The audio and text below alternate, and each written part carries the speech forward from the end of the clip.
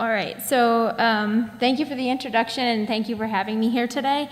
I think it's really important to have these conversations, all four of them, and I'm really happy that the community is doing it. It makes me proud to be a part of Francis Marion. I would like to just acknowledge the traditional lands of the people that lived here and still continue to live here, the Indigenous people, both historic ties as well as traveling, some of which are the Catawba, the Waccamaw, the PD, and the Wateree, among others that are still living in the state and the surrounding PD area. So I just wanted to give that acknowledgement to begin with. So I guess I have to stay here. So I'm gonna go through kind of a brief timeline of Indigenous people in the United States and some in Canada.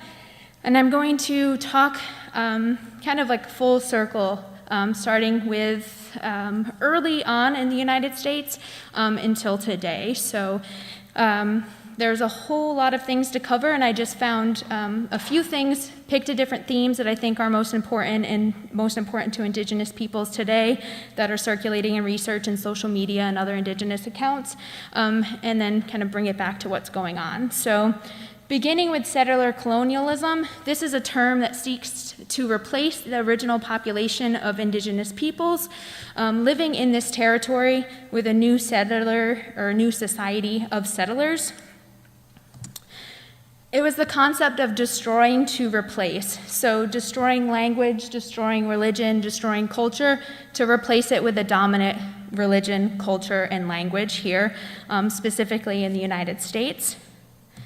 It is continuously ongoing. You can see in the media today, and I'll talk about it later, issues with mascots and environmental activism specifically, also language revitalization and retention. And some of the areas that I will talk about, and also just other topics that are of importance, land exploitation, different resource exploitation, like the building of dams, stopping traditional fisheries, religion, language, and culture. And this is just a map of Indigenous land in the United States. Roughly 1492, so prior to Columbus, all Indigenous land. 1790, everything kind of west of the Mississippi, Indigenous land, or here's the Mississippi. 1830, you can see it traveling vastly towards the west. The east is open up. 1890s, most of the reservations that were established prior to that point, but there are still some today that were either established or taken away, or most of the land dwindled.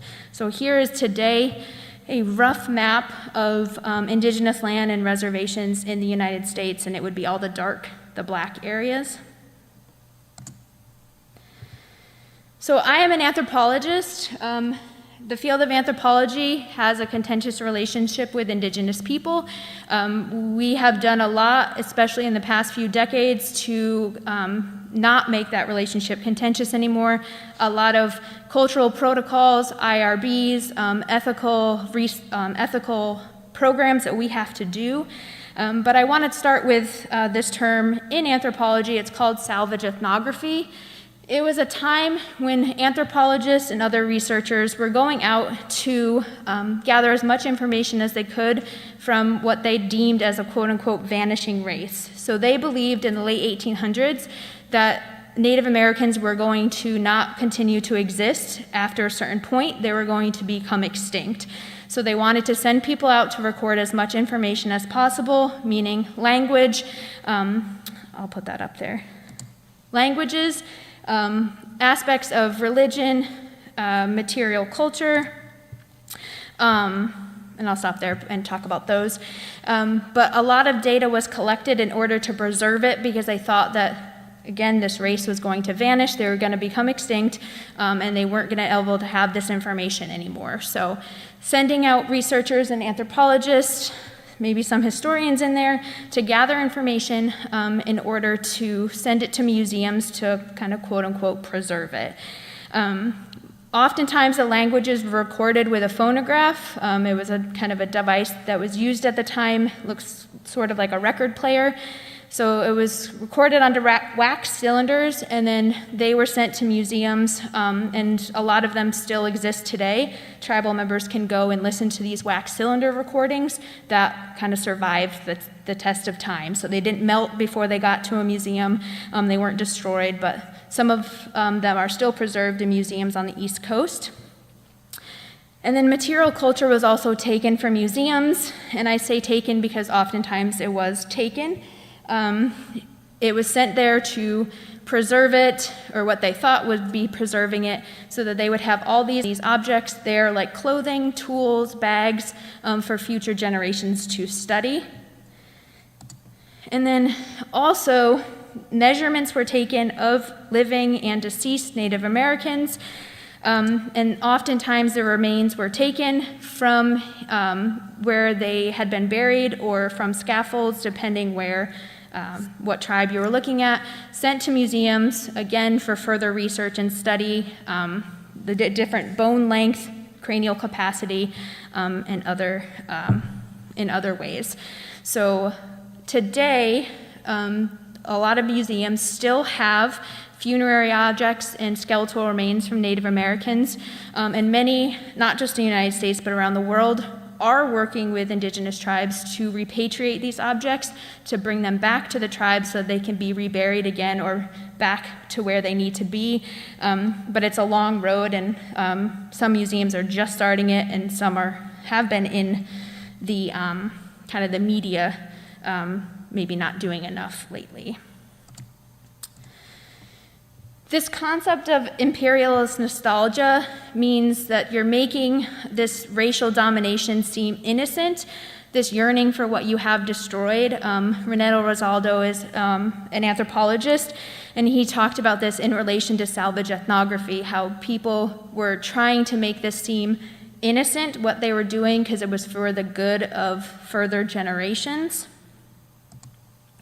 And all of that bad, I want to say that some good things did come out of this. And I want to point out, language documentation is one in some of the phonograph, the wax recordings, to be able to listen to songs again, as they were kind of happening 100 years ago. And also some material culture preserved that might not have been preserved if it had not been inside a museum.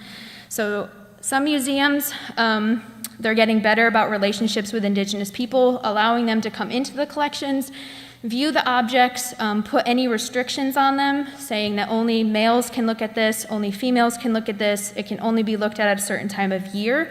So museums are getting better at adapting to that and allowing things to be restricted instead of letting researchers pretty much do whatever they want with them. So the restriction of these objects by tribal members for their cultural protocols has increased, and that's good. Tribes have also been able to go to museum collections and revitalize some aspects of their language if it had been documented well. So they've been able to go look at the language that had been documented, see words that they might have forgotten, and then put things together. And this is one example of how material culture is being used. So this is an image that I took. This is a crow. It's a crow elk tooth dress. It's worn by women and girls. And it's made out of, North American elk have 2 ivory teeth. And so these teeth, when they were hunted, were used for these dresses. They were sewn onto the dresses. So they were first made on hide, and then when traders brought in broadcloth or wool, they were used there. So this is a picture. Can you see me? Oh, you can't see my mouse. Oh, can you? Oh, no. Okay. So on my laptop screen, I can see my mouse. I guess you can't. This is an image from the National Museum of the American Indian of an elk tooth dress on broadcloth material. And then this is one that was being made. This was 4 years ago. So looking at an image, even though we weren't able to bring that dress back, we were able to take photos of a lot of these objects, bringing back the photos to look at the different stitching. Some of the objects that weren't treated with dangerous chemicals we could touch. So looking at the stitching on the inside, and then even though she has made dozens of elk tooth dresses before, just kind of a refresher of what they look like, how they were made, and then these cases don't go unnoticed, and they have the right people working on them to solve them. So Savannah's Act was in honor of Savannah Lafontaine Greywind, who died when she was 22 years old. She was murdered in 2017 in Fargo, North Dakota. The bill directs the DOJ to, quote, review, revise, and develop law enforcement and justice protocols to address missing or murdered Native Americans, end quote. It helps or will help to provide training on how to record tribal enrollment in federal agencies, programs to educate the public on missing and murdered Indigenous women, training for tribes to enter their information into the National Missing and Unidentified Person System, so the public system, not the one that only the FBI could look at, but entering that information into the national system so that there's a count. And then developing regional specific guidelines. So for really rural reservations, there's going to be specific guidelines compared to more urban reservations or more urban Indigenous lands. And just really reporting the statistics. So making sure that the statistics are entered so that they can send the task force of people out to make sure that everything is looked into, and they're making sure that as much information can be found out about missing and murdered people as possible, that they're not forgotten. These are just a few images from the Walking with Our Sisters Facebook page. This was started 2012, 2013. And it was made as an art installation to honor the missing and murdered women across the United States and Canada, specifically Canada because Christy Belcourt is from Canada. She is one of the founding people. And these are called vamps. They're the top of a moccasin. So when you construct a moccasin, some tribes have that as a separate piece. People sent them in, roughly 1,750 vamps were sent in. Each one was supposed to be in remembrance or representing one Indigenous person's life, Indigenous woman's life.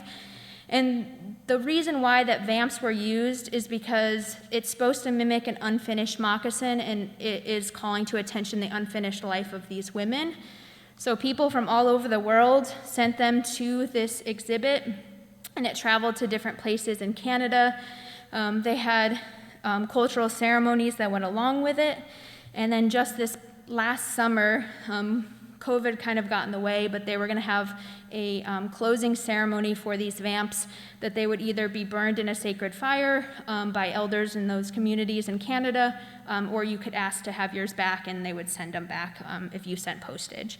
So it's not traveling anymore, but these lives are still remembered through them, their Facebook page, and then other ways. So I want to jump to environmental activism, which is in the media much more, environmental activism. So the first two are pipelines. These pipelines, the Keystone XL pipeline went kind of through the middle of the United States. The Dakota Access Pipeline started in and around North Dakota, and then it kind of went diagonal to Illinois. So both of these were pipelines that went through Indigenous reservations and Indigenous lands. And then the Snow Bowl in Arizona, which is this first image.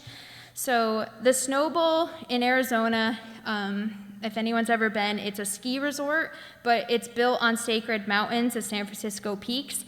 And if there's no snowfall, the water that's used to make the snow, it comes from a sewage treatment plant or it comes from sewage.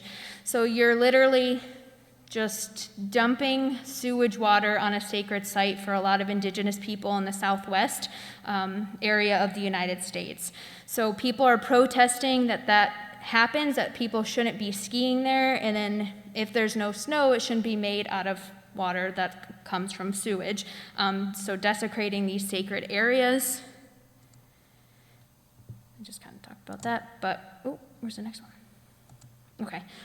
And the last one I want to talk about is the 30-meter telescope that is in Hawaii that is very recent in the news. It's taking place still today. The fight and the protest about not building this telescope. It's on Hawaii's tallest mountain, so Mauna Kea, and it is a sacred site to Native Hawaiians with their creation story. It's the highest peak. They believe that humans should not be up there, it should not be used for scientific research, that it's just an area that God should be. So having this 30-meter telescope built there for scientific research is very much opposed by people that are Native Hawaiian specifically, but other Polynesian cultures as well. And this bottom image is from a protest there in this fall. So it was still taking place into this semester. My life kind of goes in semesters, but it was taking place well into this semester. People were protesting this building there. Many elders that were protesting there in their 70s and 80s were arrested during this. So some of these men and women were sitting in chairs, blocking the road, and they were forcibly removed by the police, arrested, and then brought to holding cells or jails or just kept in vans. So not arresting young people that might be putting up a fight, but just 70 or 80-year-old elders, Native Hawaiian elders in the community sitting there protesting their right to have that sacred place decimated. And access to Wi-Fi, which we are all very much very attuned to. Just here, there's a lot of people watching from all over Florence or the state or the country. So we have access to Wi-Fi, and we probably don't even think about it. Access to Wi-Fi in a lot of rural areas, specifically reservations, is something that's hard to come by. The infrastructure, the money that it costs to have internet access, so you're paying a monthly bill. There's other things that you can pay that monthly money towards. And I just want to talk about it specifically on the Crow Reservation because that's where I have most of my experience. And that's how I'm able to talk to you today from things that I learned there as well as other reservations living on or near or indigenous lands. But 2012, the tribal building, this is a picture of the Crow tribal building, and it actually burned down last year, so it's no longer there. But it had Wi-Fi access 24/7. Anybody who needed Wi-Fi could go there. They could get their phones, go on, try to talk to people, meet up with people, do their homework, which, talking about distance learning, is something that you need access to Wi-Fi in order to do. 2015, they had cut off the Wi-Fi for just a work day because they thought that it had been being abused. So 8 to 5, they had Wi-Fi, they shut off the router. The average download speed in Crow Agency, anybody who really likes computers maybe will love this, but 5.17 megabytes a minute. It's 69% slower than the rest of Montana and 509.5% slower than the national average. So while I was working on the Crow Reservation, while I was doing my graduate research working with tribal members, they had a language, let me see if I can go back to the next slide. Or the last slide. Nope, it's gonna go, that's okay. So they have an Apsalaga language app. Apsalaga is what the Crow tribe call themselves. And the app can be used in airplane mode. So once it's downloaded, you can use it wherever you were. You didn't need to rely on Wi-Fi access. So it was a way for tribal members to listen to language, listen to songs, learn about their language, and they didn't need to go to the tribal building or another building that had Wi-Fi in order to use it. So helping with language revitalization, making sure that everyone has access that would want it, as long as they had a smart device to use it on. And I mentioned distance learning, which we are all very familiar with during this pandemic, which maybe we wouldn't have thought of before. Not much research has been done on this in the United States. More is probably taking place within this year in real time. But a lot has been done in countries like Canada and New Zealand have a lot of people that live in a really rural area or have a lot of remoteness around them. So this is an image of Arizona. This is their public Wi-Fi map. The purple is for schools, the orange is for a library, there's one, and the green is for other. And you can't, maybe you can kind of see it. It's the Zuni Reservation on this side, there's the Hopi Reservation there, and the Navajo Reservation towards the top. And I didn't zoom it in all the way so that you could see the territories, the reservation lands, but this down here, the scale is 10 miles. So if I had zoomed it in, you would see just how sparse access to public free Wi-Fi was. Obviously, this is not looking at people's homes, but if you were distance learning and needed to find Wi-Fi, you would have to try to find one of these areas to hook up if you did not have it at your house. So making it an issue to keep up with schoolwork this past year. And this side, I just wanted to show you because Nunavut in Greenland, where people that are Inuit live, not just people there, but I think 80% of the population is Inuit. They have this website that's Learn at Home Network. And so you can see it has 4 different languages you can click on. So this is just English. Ooh. It's just English in Inuktitut, which is their language. And this is written out as they would learn their language. So different categories of learning activities that they can do at home, which this was before distance learning took place, before the pandemic took place. So this was there for the remoteness of different reserves in the area so that they could teach some of these different aspects of culture and life wherever they were. And relevant to what we're all doing today in Wi-Fi, but with the pandemic, but also with healthcare and COVID-19. And I want to just focus on the Navajo Nation because they were hit extremely hard with this pandemic. So by this summer, they had the highest COVID-19 infection rate per their population. It surpassed New York City by June or July. The population living on the Navajo Reservation is approximately 174,000 individuals. As of February 2nd, 30,000 cases had been on the reservation, and I didn't update it for today, but so this is the map from their website that's tracking COVID cases in the Navajo Nation, and you can see from the beginning of March all the way to pretty much February 2nd when I got the data for this presentation. All of the different cases, they said besides Christmas Day, they didn't count. So approximately 174,000 people and 30,000 people had cases of COVID. This is a population that's already at high risk of comorbidities like diabetes, high blood pressure, lung and heart disease, all the things that the CDC is telling us if you're immune compromised, don't go anywhere, you're more susceptible to COVID-19 and severe illness because of COVID-19. Also, on top of that is the lack of running water. So they were telling us to wash our hands for 20 seconds any chance we got. If you didn't have running water to wash your hands, that was one less way that you could fight COVID-19. So relying on hand sanitizer, a lot of areas on the Navajo Reservation have to haul in their water, so they can't wash their hands for 20 seconds every time they go out or they touch something.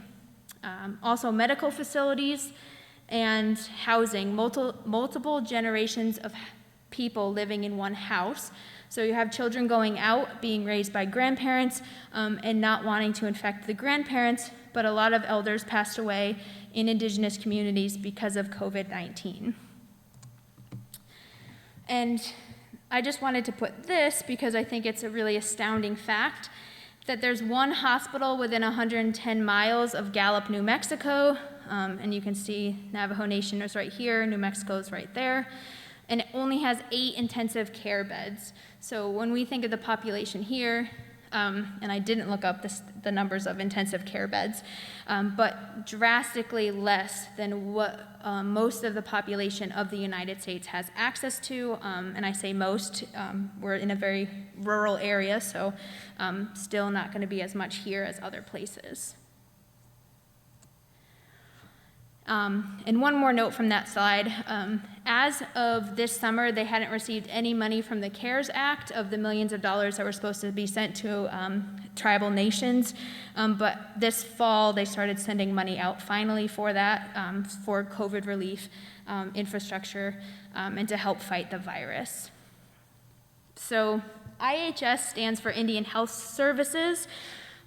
Reservations oftentimes have their own health facilities that will take tribal members whenever. So the entire IHS system provides care to 2.2 million Native Americans across more than 560 federally recognized tribes.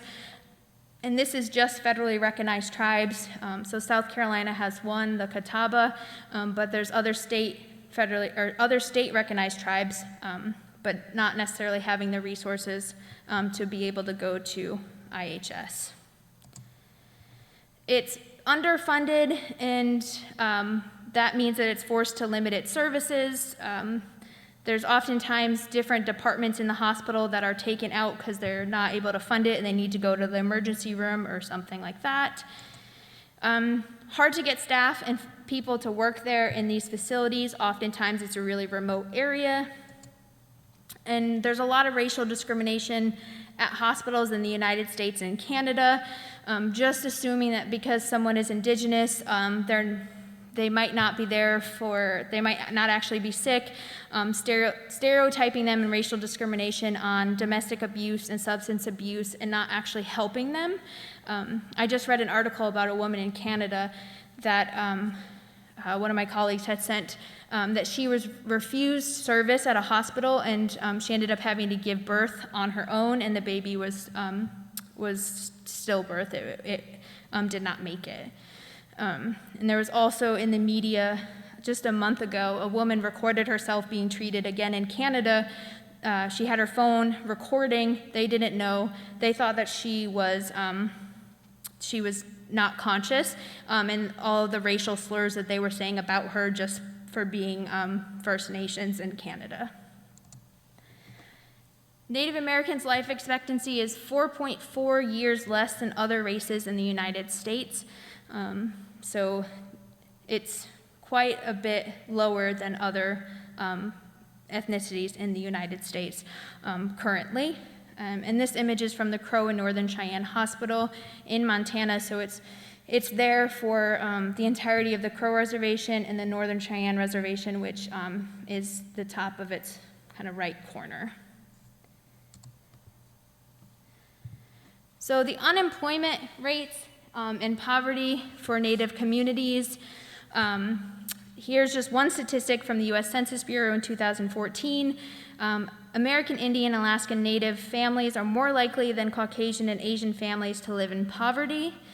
And this was during the pandemic. This is just a chart of unemployment of Native Americans in Minneapolis. It was done, or in Minnesota.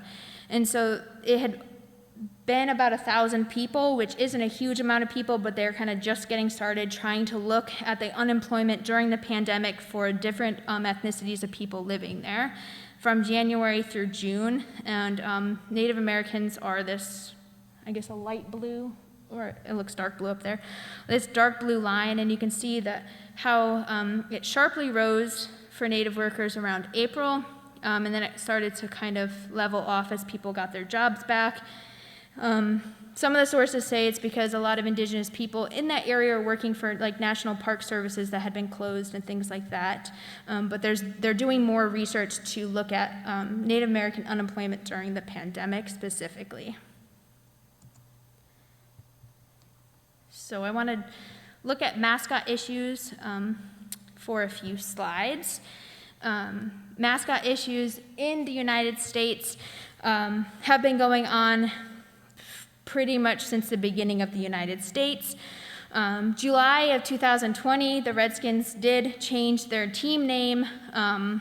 Just the Washington football team at the moment, they're going to replace it with something else eventually. But Philip Deloria, he's Lakota, and he wrote a book called Playing Indian, looking at the long history of this country with people dressing up as Native Americans, seeking to identify themselves as something not British at the time, looking at the Boston Tea Party, being like wild and free. But it's reinforcing negative stereotypes, and it's dehumanizing Native people as this caricature that a lot of sports teams have of them. Here's just a few images that I put, and there's a lot more. I talked about the Washington Redskins. The Atlanta Braves did remove Chief Wahoo in 2019, I believe. They changed their logo to it's just an A or a bat. So both of these teams counteracting and finally listening to what Indigenous people have been saying. But then there's also these images that took place. The top one and the Trail of Tears happened in the 1830s, where upwards of 15,000 people, men, women, and children, died of forced removal from the East Coast into the Southeast in Oklahoma. But the Trail of Tears signs, these are both at high school football games. This one is in Ohio in 2016, and this one was in Tennessee. So both of them say, this one says, hey Indians, get ready for the Trail of Tears Part 2. This one says Trail of Tears, where players would run through.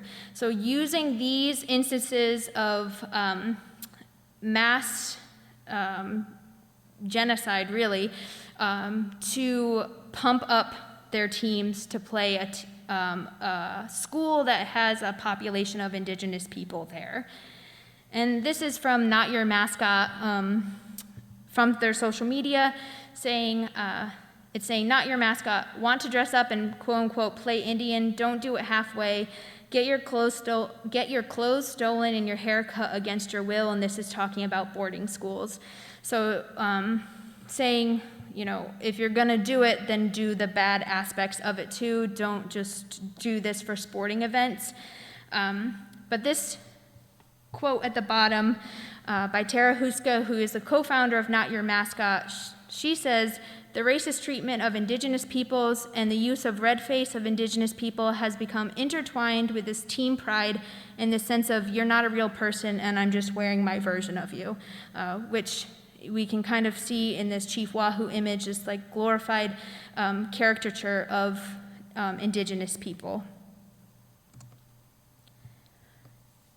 And lastly, I just want to talk about identity. So in the United States, if you know where they're from, if they tell you what tribe they're from, then you would talk about them in that sense if you were going to say that they quoted something or they had a piece of art. If not, you would say Native American is the right terminology to use, or Alaskan Native. But in the United States, Native Americans, you're considered enrolled or not enrolled. In in Canada, you're status or non-status or registered and non-status. And the United States uses a blood quantum system to define someone's quote-unquote how much Indian that they have. And so tribes then use that in order to establish what their enrollment rules are. Some, like the Cherokee, go off the Dawes Rolls. The Dawes Rolls was in the 1800s to determine enrollment of Native Americans in that area, breaking down land. So 40 to 160 acres of land that they would have. The Cherokee go back to the Dawes Rolls. If your ancestor was on the Dawes Rolls, you're an enrolled member of the Cherokee tribe. For other tribes, it's actual percentage, so you have to be 1/4 of that tribe to be enrolled, or 1/16 or something like that. So a way to try to separate people, not allow them to continue their culture and have their full benefits today of being enrolled or not enrolled in their nation. And this, so it's still taking place. This was from November. This is an exit poll that CNN posted for the presidential election. They have it broken down as white, Latino, black, something else, and Asian. And this is a quote from a woman who is First Nations. She said, "It seems to perpetuate the erasure of Indigenous peoples as we stand today in this great land." So not taking the time to put this category as Native American and Alaskan Native, or even Indigenous peoples or Native Americans. They just wrote literally something else. But Indian country has a long history of humor, and so they took this and they ran with it. So I will show you some. Here, right here's a cartoon. Meanwhile, somewhere else at some other time, these people are something else. So it's supposed to be mimicking Columbus, and here he is meeting Native Americans, which that could be a whole other 45-minute talk, so I'll stop there. But right, the Washington Redskins, Washington something else's. And then all of these images compiled, someone already compiled them together. Today there's been this, to try to call notion to people being Indigenous, being happy in being Indigenous and calling attention to their culture, their language, their beliefs. So a lot of these shirts are made that says strong, resilient, Indigenous, or strong, resilient, and their tribe's name. So they put strong, resilient, something else. This is a scene from a movie. John Trudell is talking on his radio station. It's a good day to be something else. It would have been, it's a good day to be, I think, Native. On my way to teach something else studies instead of Indigenous, Native American. The U.S. Department of, instead of Indian Affairs, something else. And then this is just a meme that's floating around and people dub other things in there. So one's Native American, one is something else. And I just want to end on this one slide. I cut it down to just one slide. Gerald Visner is Chippewa, and he coined this term survivance. It's survival and resistance into one word. And I think it's very indicative of Native Americans that are taking all these things that I just showed you and still practicing their language, their culture, their way of life, their religion. So I have a few images here. This image and this image are from a Native Voices trip that myself and 5 Crow tribal members went on to look at the museums at the Smithsonian in order to see Crow objects. A lot of were taken during the Salvage Ethnography, but they're still collecting today.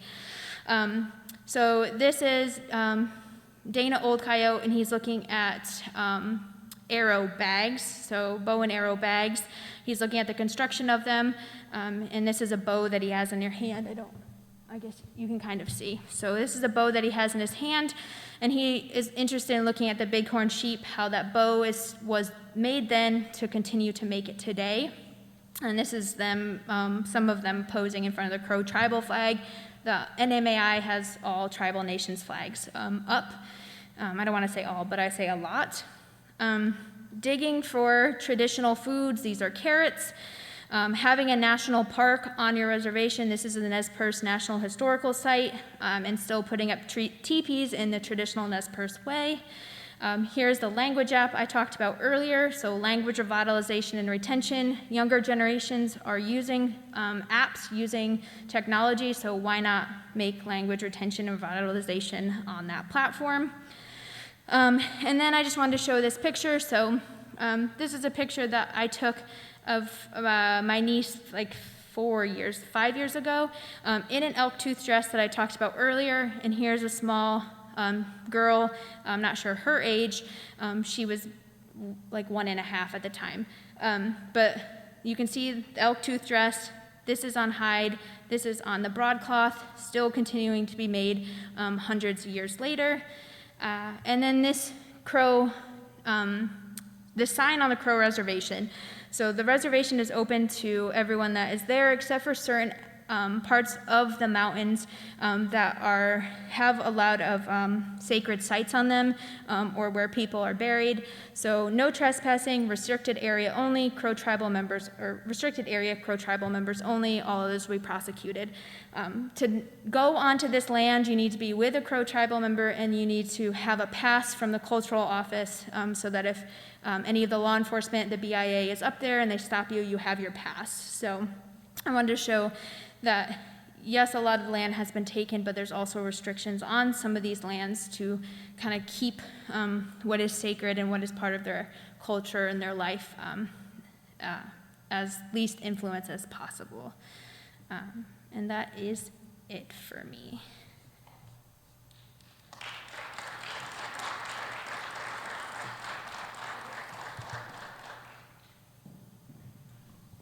Did I do that, or did someone else do that? Okay.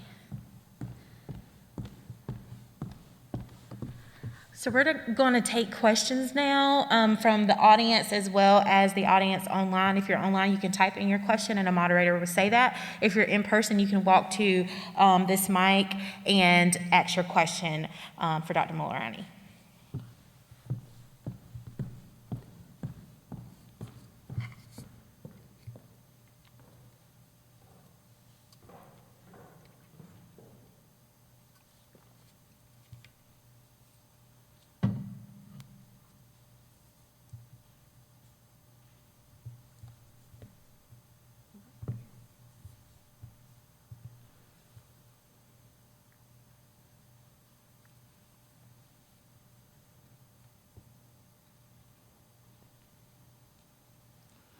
Thank you very much for your presentation. Hi.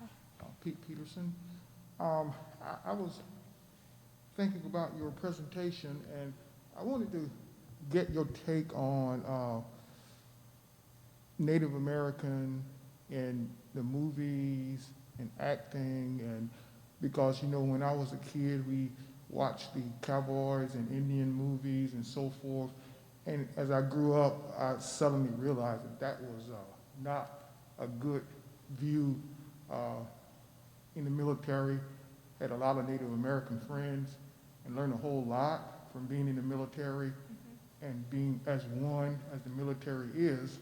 And I wanted to get your take on the movies, particularly the older movies with the cowboys and Western movies, and how is that viewed in the Native American culture. I don't view that as a matter of fact, I just don't watch a lot of those movies anymore. But how do you all, how do Native Americans still view those type of movies? Yeah, so that's a great, do I have to go back to this? Okay, so that's a great question.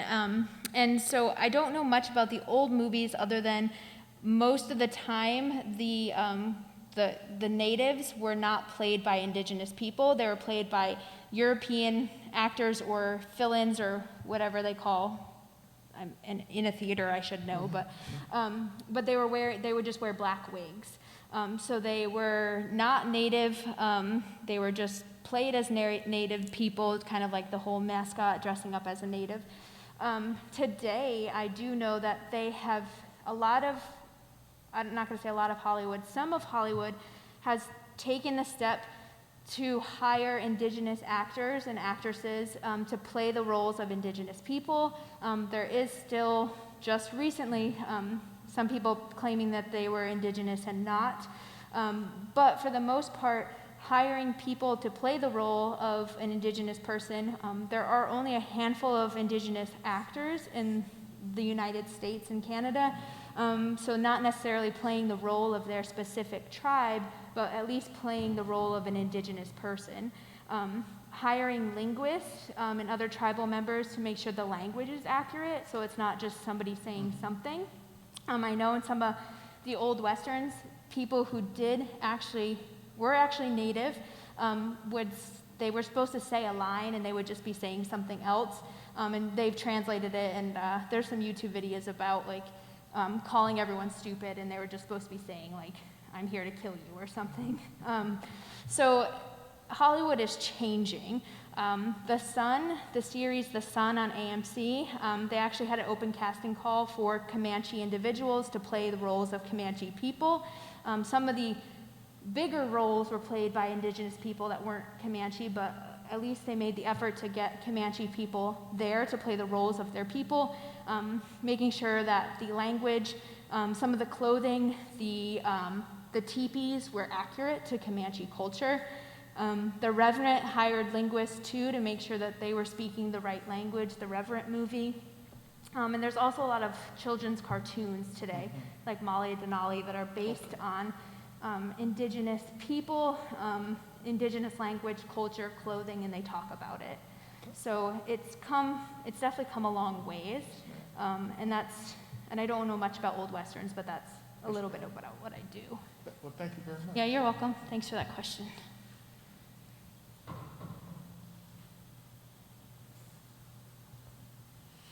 Hi, thanks for doing this.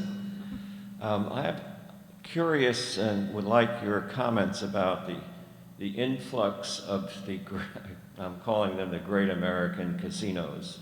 If you're aware, I visit people in Connecticut, and the Mohegan Sun and Foxwoods is just beyond belief. But it pulls in millions and millions of dollars. And what effect would you say that's having on the Native culture, particularly in that area? I think Mohegan and Pequot and others.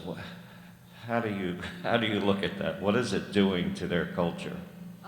Well, you're lucky because I'm from Connecticut, and I grew up around that. The Mashantucket Pequot, they have a museum that's in the casino or right next to the casino that actually does a really great job of showcasing their culture for all of the people that maybe don't want to go to the casino or have family members there that they can go through, or in addition to the casino, to learn about their culture while they're there. But not specifically there. I can talk about the monetary gain that a lot of tribes have gotten from casinos. Most of the casinos outside of Vegas are on Indigenous lands, so they have gotten the monetary gains from the people that are gambling there. So money that the tribe gets throughout the year a lot of times comes from casinos. The Chickasaw Nation in Oklahoma, they bring in a lot of monetary gain from the casinos in order to do different projects on the reservation, fund their cultural center, fund different activities that Chickasaw people do. They have a Rosetta Stone, only for tribal members, but it's a lot of money, so the casino helps to subsidize that.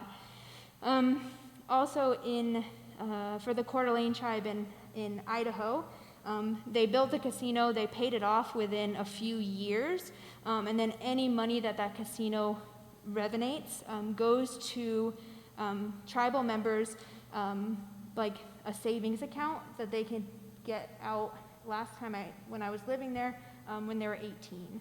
So a lot of the money goes to really good use, and so they are beneficial to people that are there and tribal members. This is just a slight towards the National Native American Museum, if you've been there in Washington. Yeah. By comparison with the one at Foxwoods, there is almost no comparison. The Foxwood one, is very representative of the Native community. The national one is just very lacking. Architecturally, it's a beautiful building, but content-wise, very limited, and I don't know, do you have an opinion about that? Well, the way that it was built is based off of the land. So the sandstone is supposed to be reminiscent of the earth. It's supposed to have the water features for water on the land. It's supposed to have open sky to go up into the sky world and also the underworld. But the NMAI is built to be not just one tribe or one area. So it's to showcase many different nations all around the country.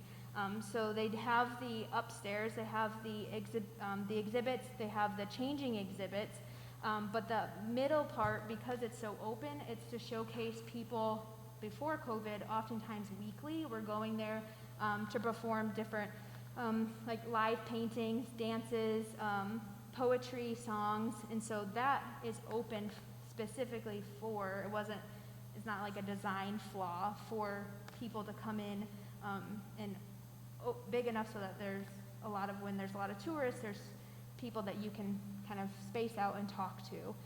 And then a lot of it is the cafeteria. So if you got to eat there, it has all of the kind of culture categories or culture groups of the United States, the different areas, so the Northwest Coast, the Southeast, the Northeast, all the food that would have traditionally been eaten at the time. And I know that's definitely won awards, but if you go upstairs and you go further back, there are a lot of exhibits. Some are changing, some are always permanent, but You have a great mascot display. Have you seen that? I haven't been there recently. It's a giant room. Yeah, excellent. Thank you. You're welcome.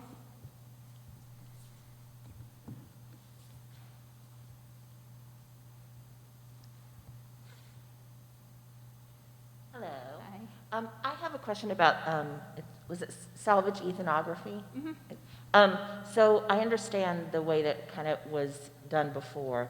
How has that changed? Is that still ongoing? Because obviously with the new museum and preservation of the culture, how has the anthropological approach changed, and how is those partnerships working now with tribes? Right, good question too. So, like I said, in order to work with a tribal nation, schools have their own IRBs, Institutional Review Board. I'm sure you know that. But schools have them, and then most tribes have another form of them. The Navajo Nation, because they have worked with researchers for so long, and because they're so large, they have their own IRB committee. So you have to get approval from your school, you have to get approval from the Navajo IRB, and then once everything is signed off, you're able to do your work. For me, I'll talk about personally, so each school that I went to, I had that school's IRB, and then my advisors, which now I make sure I project onto my students as well, I had to get approval from the tribe. So I worked with the Crow tribe on a project since 2010, different projects working with them, and I had to go to the cultural office and talk to the cultural committee. The cultural office had a person working there. The cultural committee was comprised of, I think, 6 or 7 individuals. So I had to present to the cultural office, I had to present to the cultural committee, and then they had to sign off on everything. Also, the TIPO is the Tribal Historic Preservation Officer. They do archaeology. They had to give me approval as well. So I needed a handful of signatures before I was able to start anything. And then you have to have a consent form, an informed consent form. So anybody working with indigenous communities or at-risk populations, which Native Americans are considered one, you have to have consent forms. You have to show that you're not, my research doesn't do anything with blood, so there's no blood drawn. Everyone's going to be protected. They can put that they want to be anonymous or not. And then at any time, if they decide they don't want to be a part of the research anymore, they don't have to be. They can say, I don't want to do this anymore, I don't have time or whatever, and they can pull out of it. And any information I had gotten from them or any anthropologist or researcher, even if it's the best information that you got, you have to just destroy it, and it can't be part of your research anymore. So that isn't something that happens often, but it does happen. So there's a number of different protocols you have to take in order to work with indigenous peoples.